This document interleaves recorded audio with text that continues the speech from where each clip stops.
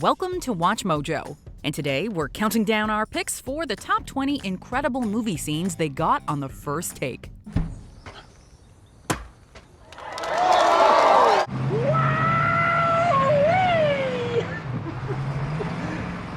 I've never done that before. Neither have I, actually. Let's go, and don't forget the droid. For this list, we're looking at true moments of movie magic that amazingly happened right on the first try. Consider yourselves warned, there are spoilers ahead.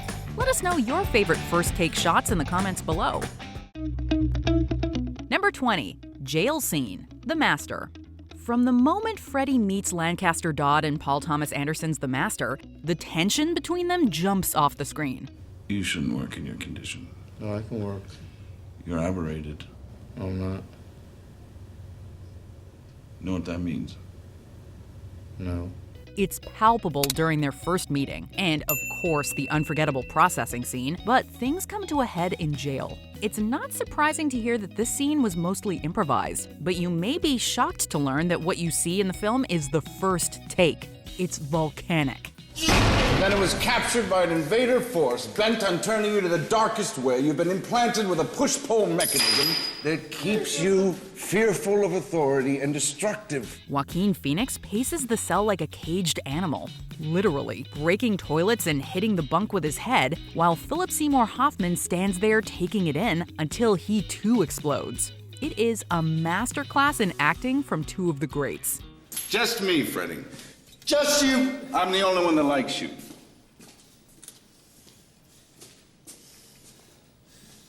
The only one. Number 19, Lassie in the River, Lassie Come Home. Animals can be great actors too, especially the very good boy Pal who starred in the first Lassie film. All right, I'll get up.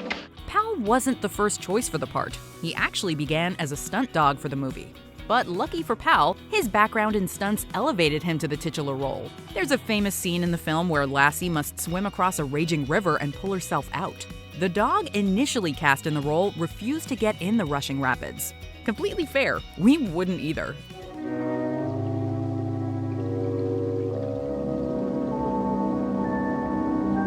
But Pal stepped up to the plate and nailed it in one take.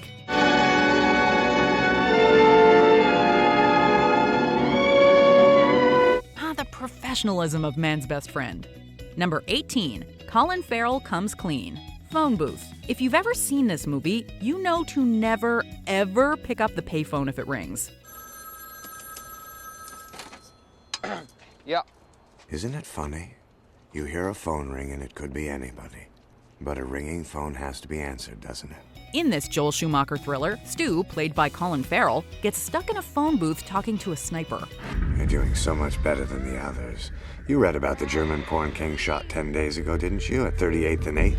The unseen man threatens to kill him if he doesn't admit to all of his misdeeds, namely that he's been cheating on his wife Kelly. When Kelly shows up to the scene, the sniper changes tactics, threatening to kill her if Stu doesn't confess. This pushes Stu over the edge, and he admits his infidelity in a stirring scene that Colin Farrell reportedly nailed on his very first try. Kelly, I called some woman. Every day. Every day, I was attracted to this other woman, and I called her and... Number 17, The Poem, 10 Things I Hate About You. I hate the way you talk to me and the way you cut your hair. I hate the way you drive my car.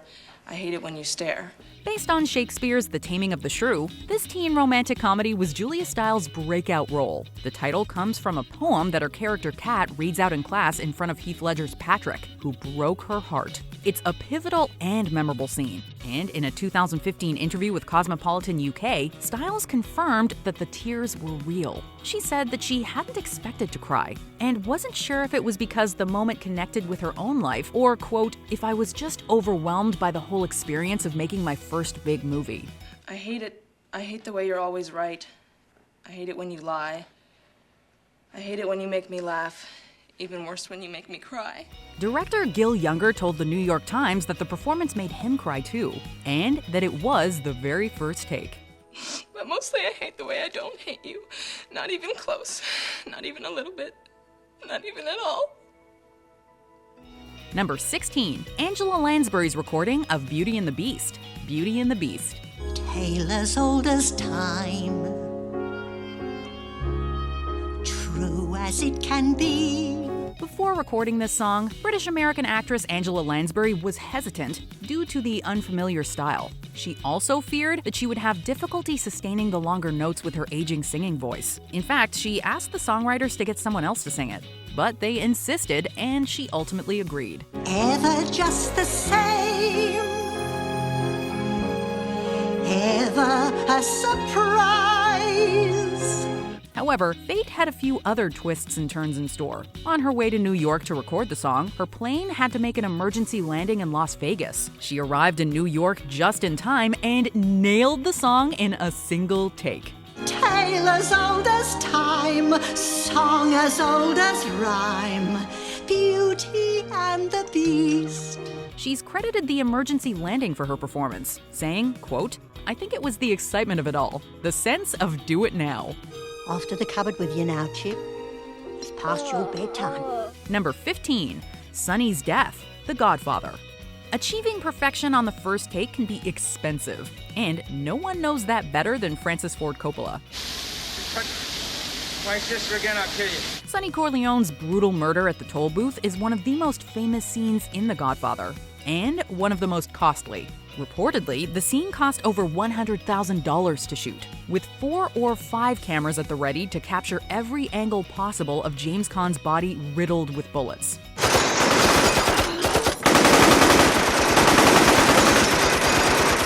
The scene has gone down in history as a showcase for ratcheting up tension and a masterclass in pacing.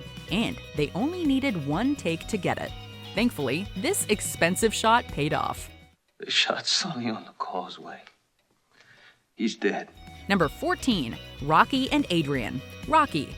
It's hard to imagine a world without Rocky. Seriously, who hasn't acted out the training montage during a workout? But Sylvester Stallone had a tough time getting the movie made. The script, which he wrote, was rejected by many a studio because Sly was adamant that he play Rocky Balboa. Once the film was finally set in motion with Stallone in the titular role, budget restrictions got in the way, causing many scenes to be changed or cut altogether. He picked you, Rocky. Rocky, it's the chance of a lifetime. You can't pass it by. But thankfully, Stallone refused to cut the scene where Rocky reveals to Adrian he doesn't think he can win. I can't beat him. Apollo? Yeah. I've been out there walking around, thinking.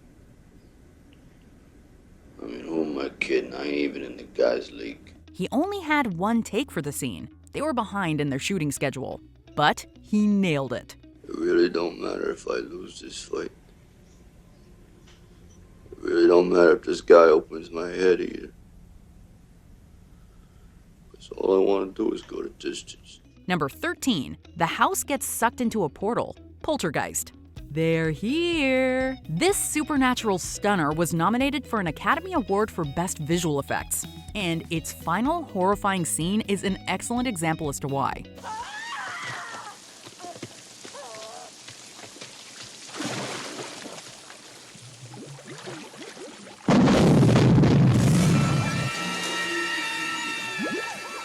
At the end of Poltergeist, the Freeling family is attacked by spirits, and their home is sucked into a portal.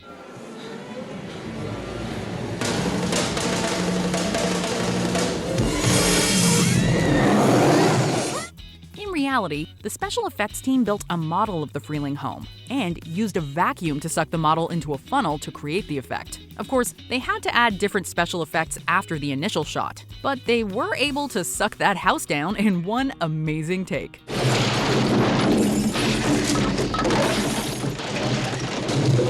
Number 12. Self-amputation. 127 hours.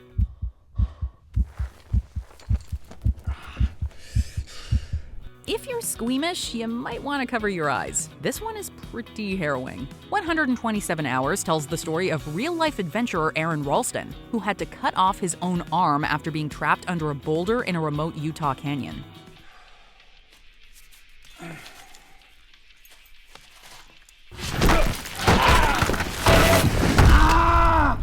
Starring James Franco, the film didn't pull any punches when it came to the controversial self-amputation scene. Some viewers quite literally fainted, and Franco himself reportedly had trouble getting through it. Even though he was only cutting through a prosthetic, some of those reaction shots are probably close to how he really felt. Though challenging, it only took one take to capture the torment and anguish of this moment.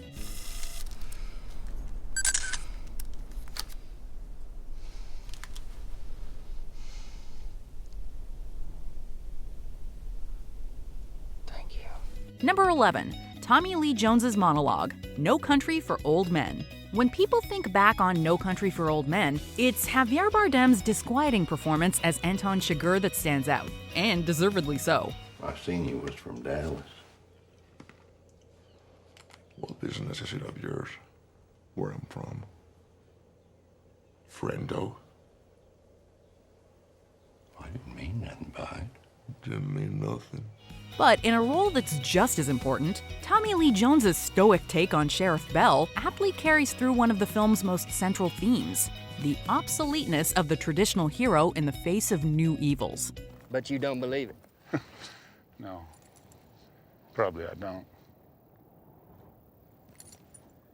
Well, it's a mess, ain't it, Sheriff? If it ain't, it'll do till the mess gets here. No Country for Old Men indeed. One of Jones's best moments comes at the very end of the film, where he describes a dream he had about his father. Both had my father in them. It's peculiar. I'm older now than he ever was by 20 years.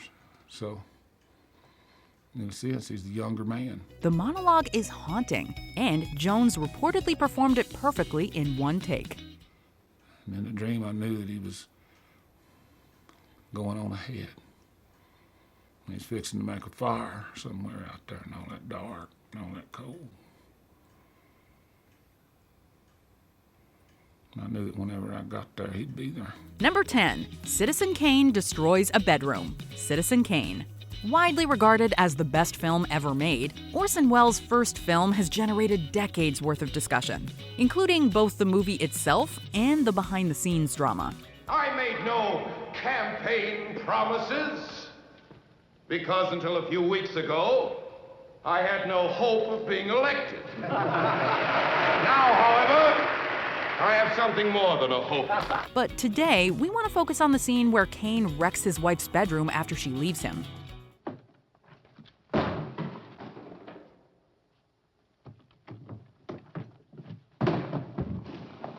It's an emotional tour de force and was captured in one take. Now, there might have been a bit of pressure to nail that first take. Welles did destroy the entire set after all, but that doesn't take away from this moment of movie magic.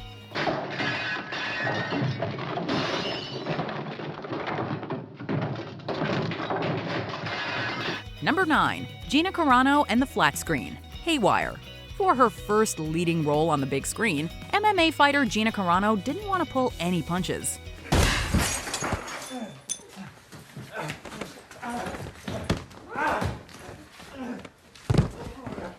Or have any punches pulled on her. She plays a black ops operative who's set up by her own intelligence firm and attacked by assassins. According to Michael Fassbender, when filming the scene where his character Paul and Carano's Mallory Kane duke it out in a hotel room, Carano kept asking him to hit her harder.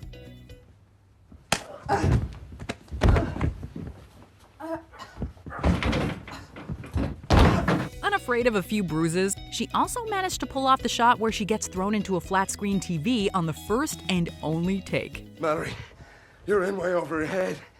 Think this through. You've been out of control since you've arrived. You need to cut Kenneth.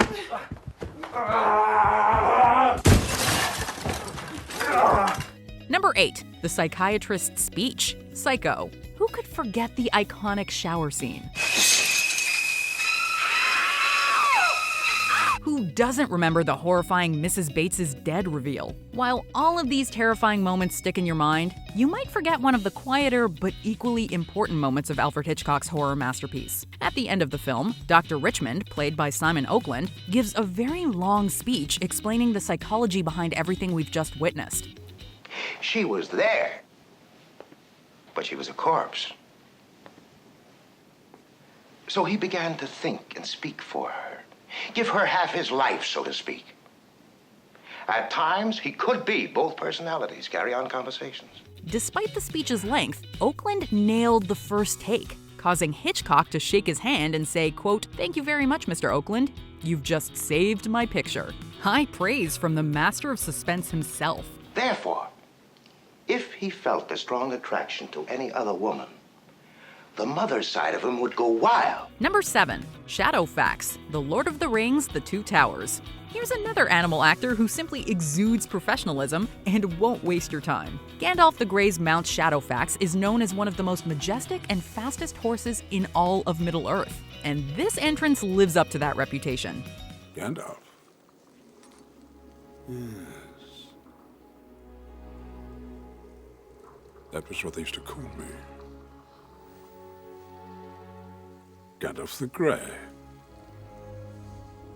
That was my name. Everything, Gandalf's smile, everyone's reaction, the steady galloping, it's all perfect. That is one of the maras, unless my eyes are cheated by some spell. But what's most impressive is this horse actor got it all right on the first take. With that little snort and shake of the mane as Gandalf says his name, you can tell this horse was meant to be a star. Shadowfax is the lord of all horses, and has been my friend through many dangers. Number 6. It's a Wonderful Phone Call. It's a Wonderful Life. In It's a Wonderful Life, Jimmy Stewart and Donna Reed's chemistry jumps off the screen, and the moment their relationship comes to fruition is unforgettable. What is it you want, Mary? What do you want? You want the moon? Just say the word and I'll throw a lasso around it and pull it down. Hey, that's a pretty good idea. I'll give you the moon, Mary. I'll take it. Then what? After an argument over marriage, both barely suppressing their feelings for each other, Mary and George are forced to share the phone when a mutual friend calls. Here's Mary. No, wait a minute. I want to talk to her. You tell Mary to get on the extension. You talk. Mother's on the extension. I am not. We can both hear. Come here. We're listening, Sam. Their faces press together, the tension builds until they finally kiss. Reportedly, Stewart was very nervous before filming. It's a Wonderful Life was his first film after returning from World War II, and he hadn't had to film a romantic scene in some time. But chemistry won out, and the two actors created this perfect scene on the first take. And I don't want to get married ever to anyone. You understand that? I want to do what I want to do. And you're... George.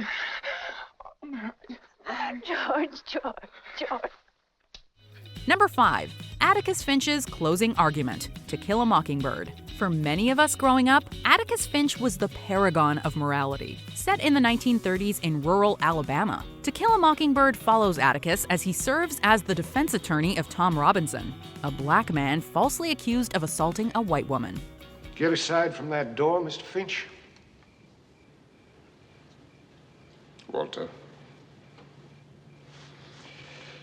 I think you ought to turn right around and go back home. The film primarily plays out from the point of view of his young daughter Scout, but the audience is privy to many scenes in the courtroom, including Atticus's gripping closing argument. But my pity does not extend so far as to her putting a man's life at stake, which she has done in an effort to get rid of her own guilt. Reportedly, several days were set aside for the scene in which Atticus urges the jury to find Tom Robinson innocent. But actor Gregory Peck only needed one take.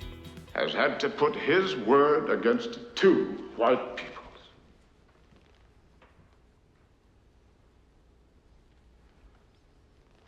The defendant is not guilty. But somebody in this courtroom is. Number 4. The Car Stunt, The Man with the Golden Gun. Today, with so many Fast and Furious movies under our belts, we're used to some pretty crazy car stunts. And that's collectively taught most of us to spot when there's a heavy amount of CGI involved. But back in the 1970s, this James Bond stunt was truly shocking.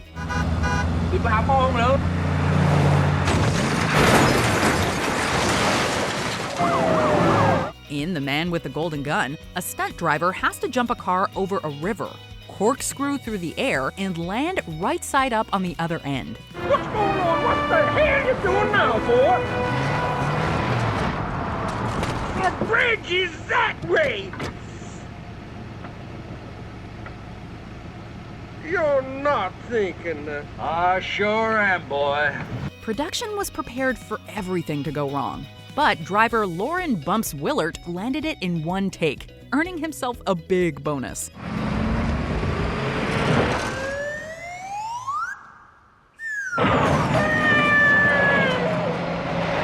Now, if we could just edit out that ridiculous sound effect, this might be one of the best stunts in history. I've never done that before. Neither have I, actually.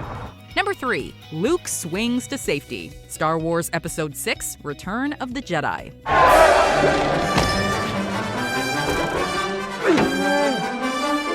There are plenty of daring stunts to be amazed at in the Star Wars franchise, but for the time being, we're going to focus on this swinging good time. In Return of the Jedi, Luke, Leia, and the Rebels must escape the Sarlacc pit. There's a moment where Luke grabs Leia and swings them both to safety. And apparently, the daring jump only took one take.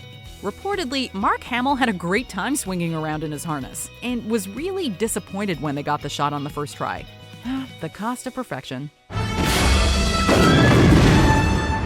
Let's go, and don't forget the droids. Number 2, Water in the Grand Staircase, Titanic. The home stretch of Titanic is filled with soaring set pieces and unimaginable terror, and the stakes of filming those boat sinking scenes were really high. It's the wrong way, come back! Going into filming the iconic scene where water floods the grand staircase, the cast and crew knew they would only have one shot to get it right. After all, when part of the scene involves completely destroying your entire set, you don't want to mess something up and have to rebuild all of that grandeur.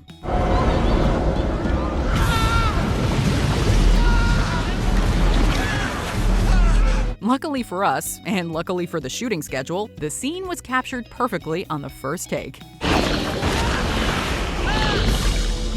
Before we continue, be sure to subscribe to our channel and ring the bell to get notified about our latest videos. You have the option to be notified for occasional videos or all of them. If you're on your phone, make sure you go into your settings and switch on notifications. Number 1, Blowing Up the Hospital, The Dark Knight. Heath Ledger's Joker performance and the surrounding mythos of The Dark Knight have given us numerous cinema legends. Now I'm always smiling. A little fight in you. I like that. But the story surrounding the famous hospital explosion is perhaps the most well-known. Wanting to use a practical effect, director Christopher Nolan got permission to blow up a real building for the scene. But of course, blowing up your major set piece means you only have one chance to get it right.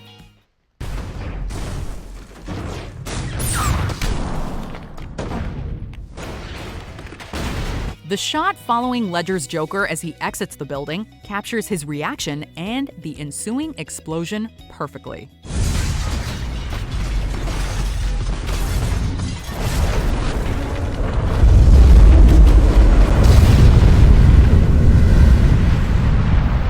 Do you agree with our picks? Check out this other recent clip from WatchMojo, and be sure to subscribe and ring the bell to be notified about our latest videos.